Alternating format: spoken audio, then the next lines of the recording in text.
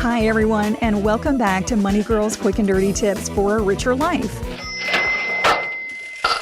I'm Laura Adams. Did you know that April is Financial Literacy Month? To celebrate it, I'm devoting each post this month to a question from a blog reader or podcast listener. Maybe it's something embarrassing that you've been too shy to ask, or perhaps it's an unusual question that you desperately need answered.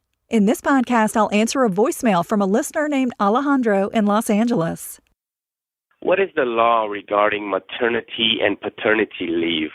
My wife works for a charter school. It's a small charter school, and so she's a teacher, and so she has vacation time. She also has sick time, and we want to combine that with whatever maternity leave that we get from the state. Thank you very much. I think you are the best thing since sliced bread. I actually think you're better than sliced bread.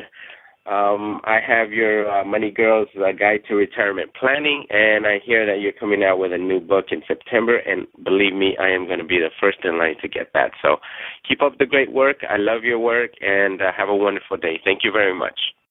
Alejandro, thanks for your kind words. What he's talking about is a benefit provided by the Family and Medical Leave Act, or FMLA. Even though I'm not legal, lad, many times knowing your rights at work goes hand in hand with good financial management. That's because having benefits that you don't know about can hurt you financially. Before we get started, the final winner in the Money Girl sweepstakes was Daniel Inez, who won a $25 American Express gift card. We'll have more contests in the future, so be sure to stay connected on Facebook and Twitter. The Family and Medical Leave Act is a U.S. federal law that went into effect in 1993. It allows eligible employees to leave work for up to 12 weeks during a 12-month period for the following situations: to care for your new baby or adopted child, to care for a foster child, to care for an immediate family member with a serious health condition, or to have medical treatment and time to recover if you have a serious health condition. The FMLA also allows for the leave needed when a family member is called to active military duty. Additionally, it also provides up to 26 weeks of leave during a 12-month period to care for someone in the armed forces who has a serious illness or injury. Time off from work under the Family and Medical Leave Act is unpaid, but in some circumstances, such as when you need ongoing medical treatments, you may be able to take leave intermittently, allowing you to work part-time.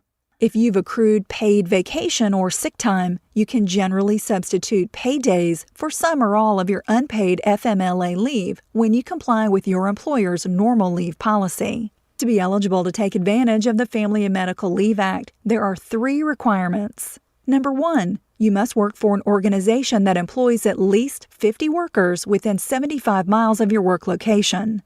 Those 50 employees must be on the payroll during 20 or more work weeks in the current or preceding calendar year.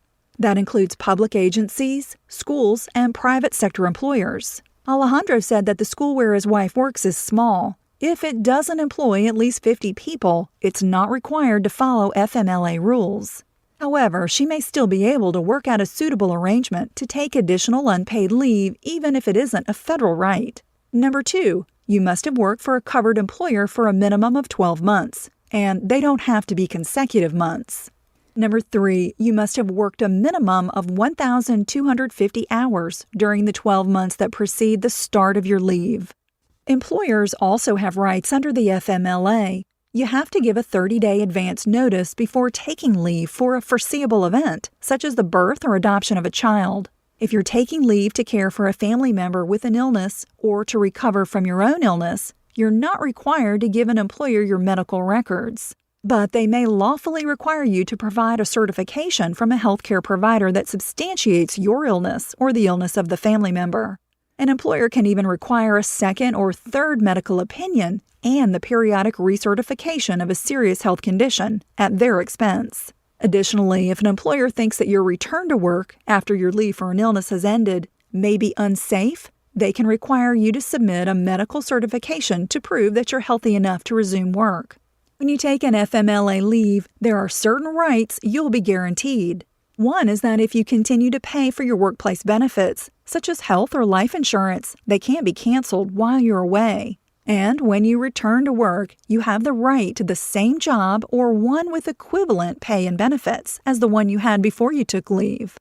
It's against the law for any employer to fire you or to discriminate against you for taking FMLA leave. However, there is an exception for key salaried employees in circumstances in which restoring someone's job after a leave would cause a serious economic hardship for a company.